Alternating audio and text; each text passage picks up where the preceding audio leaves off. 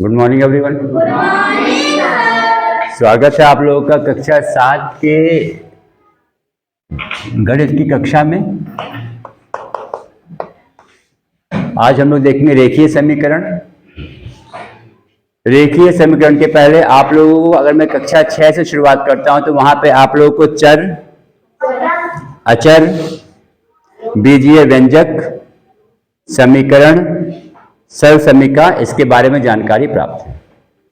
ठीक है, हम अगर बात करें, अगर फिर से शुरुआत करूं छोटे से, फटाफट देख लेते हैं। चर क्या होता है? ये हो गया अचर, सारी गिनतियां जिसका मान फिक्स रहता है। अचर, सारे अक्षर अचर होते हैं। फिर अब हम इन चर अचर को साथ में लिख देते हैं तो ये बीजीय व्यंजक बन जाते हैं। बीच में प्लस माइनस का चिन्ह भी लगा सकते हैं या फिर भाग का चिन्ह भी हो सकता है ना। और साथ में हम ये भी कह सकते हैं कि भाई अगर यहाँ पे 3x लिखा है, 4x लिखा है, 6x² लिखा है, इनके बीच में गुणा का चिन्ह हम लोग मानते हैं।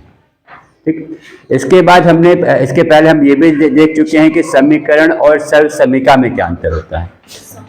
समीकरण और सरल समीका, हम अगर सरल समीका की बात करें, a प्लस बी का whole square, a minus B का होल स्क्वायर, ये सब क्या था? सरल समीका थी। या कह सकते हैं एल्जेब्रिक आइडेंटिटीज, जो कि चर के प्रत्येक मान के लिए सत्य होता था। बायां पक्ष और दायां पक्ष बराबर होता है। ठीक है, अब अगर हम बात करें समीकरण के लिए, तो समीकरण में हमने ये देखा था क्या कि चर के किसी एक विशिष्ट मान के लिए क्या होता था? व्यंजकों का मान बराबर होता था, बायां पक्ष और दायां पक्ष बराबर होता था। ठीक है, जैसे हम कहते हैं यहाँ पे x प्लस 3 बराबर अगर 6 है तो यहाँ पे x का मान क्या होगा? 3 हो जाएगा। और 3 के अलावा कोई और मान रखोगे तो बायां पक्ष और दायां पक्ष बराबर नहीं होगा। सही है, चलो अब यहाँ ये हो गया। अब यहाँ बात आती है किसकी? रेखीय समीकरण की। समीकरण बहुत प्रकार के होते हैं, रेखीय समीकरण की बात हो रही है। ठीक है, चलो अब अगर हम कहें कि समीकरण बनाना है, मान लो यहाँ पे दो लोग हैं, एक मान लीजिए एक ए है एक बी है, कोई 2 पर्सन ए है और बी है, कोई 2 पर्सन है। ठीक, अब ए ने मान लो बी से क्या कहा? ए ने अगर बी से कहा कि मान लो बी के पास कुछ रुपए हैं, कुछ मतलब कुछ रुपए हैं, उसके है ना, और उसका 5 गुना। हम यहाँ पे क्या सीख रहे हैं कि समीकरण कैसे बनाया जाता है।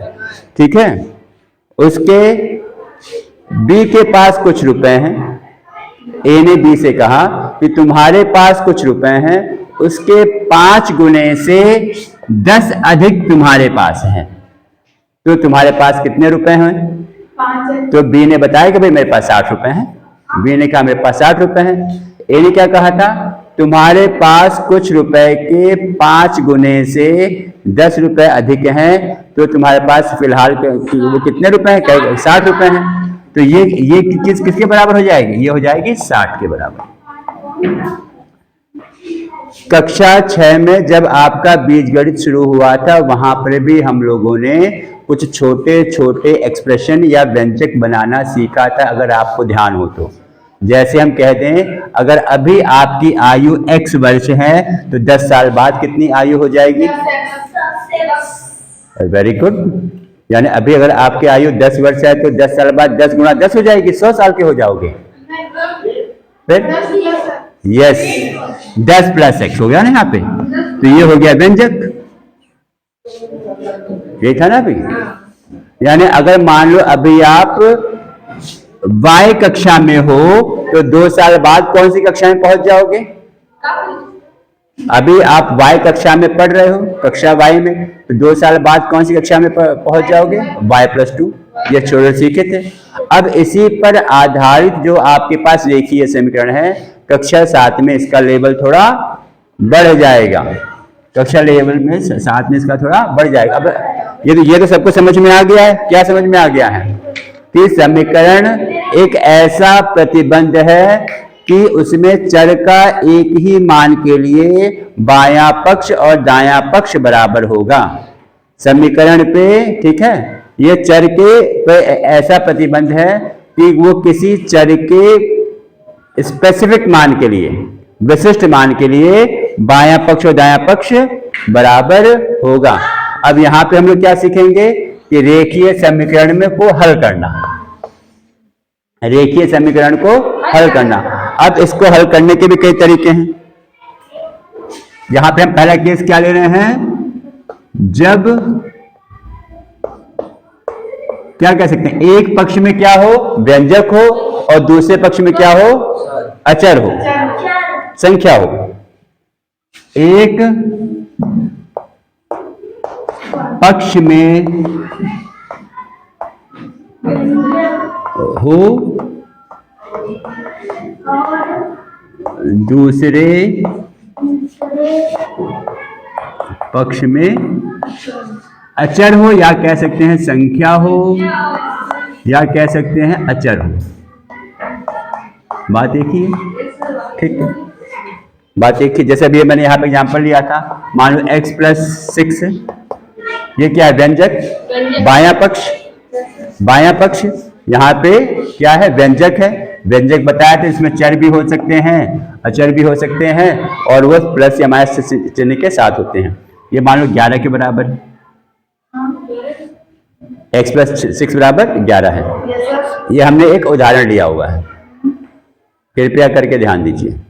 ठीक, बायां पक्ष x+6 बराबर 11 है।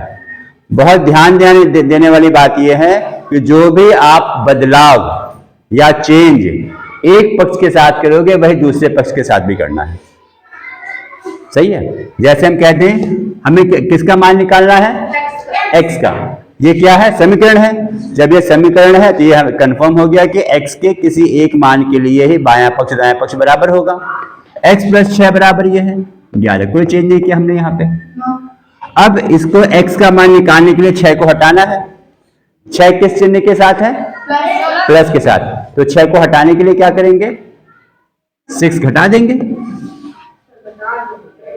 बस 6 हमने क्या किया, बाएं पक्ष में घटाया, तो 6 ही हम क्या करेंगे, दाएं पक्ष में भी घटाएंगे। क्योंकि कक्षा 6 में बताया कि समीकरण क्या होता है, बायां पक्ष और दायां पक्ष हमेशा बराबर होता है। बायां पक्ष और दायां पक्ष हमेशा बराबर होता है। जो भी चेंज आप बाएं पक्ष में करोगे वही चेंज आपको दाएं पक्ष में भी करना है। जो भी चेंज आप बाएं पक्ष में करोगे वही चेंज आपको पास दाएं पक्ष में करना है। या आप इसको ऐसे कह लीजिए, किसी भी पक्ष में कोई भी बदलाव करोगे, बदलाव मतलब कैसे बदलाव कर सकते हैं गणित में, या तो कोई संख्या जोड़ के, या कोई संख्या घटा के, या किसी संख्या से गुणा करके, या किसी संख्या से भाग करके। यही तो बदलाव मतलब हुआ यहाँ पे, तुम कर दोगे। अब ये क्या हो जाएगा, ये 5 आ जाएगा दाएं पक्ष में, और ये कितना आ जाएगा, ये 6 कट जाएगा, या 6 में से 6 क्या 0 कह सकते हैं, x का मान यहाँ 5 आ जाएगा। फिर ये किस प्रकार के हम रेखीय समीकरण हल कर रहे हैं। हाँ, जब एक पक्ष में व्यंजक हो और दूसरे पक्ष में कोई संख्या हो। ठीक है, अगर मान लो इसी में हम दूसरा प्रश्न ऐसा ले लें, x-6 बराबर 11, यही सेम ले लेते हैं। यहाँ प्लस की जगह हमने माइनस कर दिया है, बस यही किया। इसके बारे में क्या विचार है भाई, हमें क्या करना है, x का विशिष्ट मान निकालना है। यहाँ पे बाएं पक्ष में व्यंजक है x-6 और दाएं पक्ष में यहाँ पे 11 है। अब इसमें क्या करेंगे, अब इस 6 को हटाना है, यहाँ पे भी कॉपी में लिखना है, इसको ऐसे नहीं बैठना है, कॉपी में लिखते चलना और फेयर कॉपी में लिखते चलना है। ये क्या हो जाएगा, अब देखो पहले कुछ नहीं करना है। अब यहाँ पे 6 घटाए, 6 किस चिन्ह के साथ है, माइनस के साथ है, तो यहाँ प्लस कर लोगे, आप यहाँ पे भी प्लस कर लोगे। यानी अगर हमने 6 ऐड किया है बाएं पक्ष में, तो दाएं पक्ष में भी हमें 6 ऐड करना है। अब 6 - 6 ये कैंसिल हो जाएगा, या 0 हो जाएगा कह सकते हैं, है ना, या इसको 0 कह सकते हैं, या कैंसिल भी कर सकते हैं। ये हो जाएगा 17, x का मान यहाँ पे क्या हो जाएगा, 17 हो जाएगा, 17 हो जाएगा। जैसे उसको चाहो तो आप इसे कैंसिल भी कर सकते हो, क्योंकि हमें मालूम ही है +5 -5 शून्य होता है। और जो कक्षा 6 में पढ़ा होगा आप लोगों ने इंटीजर्स को, सही है। एक में प्लस किया है, एक में माइनस किया है आपने। अब इसी तरह हम एक और प्रश्न ले माने, इसमें 5x बराबर 20 है। 5x में क्या हो गया, 5 का गुणा x में हुआ है, 5 का गुणा x में हुआ है। हमें x का मान निकालना है तो क्या करेंगे, 5 इसमें यहां से क्या करेंगे, हटाना पड़ेगा।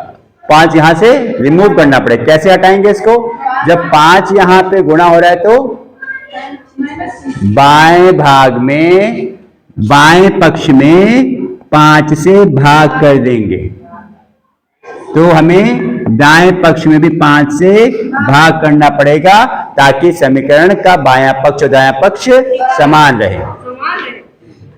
आया समझ में। अब इसको 5 से भाग, 5 ही कम 5 से कट जाएगा, बचेगा x।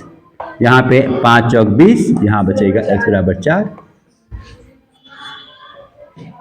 ठीक है। अब चौथा प्रश्न लेते हैं। बहुत आसान से प्रश्न ले रहा हूं मैं, ताकि आपको कॉन्सेप्ट समझाना है अभी। तो ये क्या लिखा है, x बटा 4 बराबर -4। x बटा 4 बराबर -4।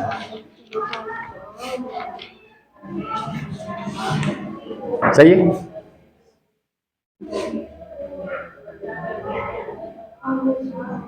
अब इसमें क्या देखो, x को यहां, ये 4 से x को हम भाग दे रहे हैं, 4 से x को भाग दे रहे हैं। अब यहां से 4 घटाने क्या करेंगे, जब यहाँ पे 4 यहां से भाग हो जा रहा है तो क्या करेंगे, इसको 4 से दोनों साइड गुणा कर दीजिए। जब गुणा करेंगे तो 4 कम 4 ये हट जाएगा। x बराबर कितना आ जाएगा, ये -16। सही है। ठीक है, आगे बढ़ा जाए। यानी यहां पे हमने रेखीय समीकरण को हल करना सीख रहे हैं, जब एक पक्ष में व्यंजक हो और दूसरे पक्ष में क्या है, संख्या है, अचर है। ये तो सीख रहे कि क्या हो रहा है समीकरण में, ये तो समझ में आ गया भाई कि बायां पक्ष दायां पक्ष हमेशा बराबर होना चाहिए। बायां पक्ष दायां पक्ष हमेशा बराबर होना चाहिए, स्टार्टिंग में दिया होगा। और जो किसी भी प्रकार का बदलाव अगर आप किसी भी एक पक्ष में कर रहे हो, वही आपका दूसरा पक्ष में भी होना चाहिए। जब पहले प्रश्न की बात करें, x + 6 था, 6 प्लस में था, 6 घटा दिया। दूसरे प्रश्न की बात करें, x - 6 था, 6 का आपका माइनस में था, 6 यहाँ पे प्लस कर दिया, तो वही प्लस हमने यहाँ पे भी किया। यहाँ पे 5x बराबर 20 था, यहाँ पे 5 से x को मल्टीप्लाई हो रहा था, तो हमने यहाँ पे क्या किया, 5 से हमने बाएं पक्ष में भाग दिया है, तो दाएं पक्ष में भाग दिया है। अभी देखते रहिएगा। यहाँ पे x बटे 4 बराबर -4 था। ठीक है। अब यहाँ पे हमने क्या किया है, अब यहाँ पे इस 4 को हटाने के लिए 4 से हमने बाएं पक्ष में गुणा किया है, तो यहाँ भी हमने 4 से दाएं पक्ष में भी गुणा किया है। तो जो x है या जो चर है, x के अलावा भी कोई भी चर हो सकता है, कोई भी वेरिएबल हो सकता है, उसका हम मान ज्ञात कर सकते हैं। एक तो ये समझ में आ गया। अब इसी को दूसरे रूप में क्या कहा है, एक शब्द का इस्तेमाल हुआ है, रेखीय समीकरण का पक्षांतर। रेखीय समीकरण को पक्षांतर के द्वारा हल करना, चीज यही है। बस ये चीज आपके दिमाग में होनी चाहिए कि क्या हम यहाँ पे कर रहे हैं। ठीक है। अब यहाँ पे हम क्या कह रहे हैं, रेखीय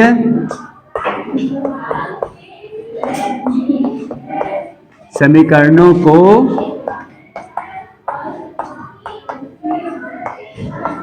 पक्षांतर के द्वारा हल करना। समझ लीजिए, फिर आप अपने आप कर लोगे बेटा।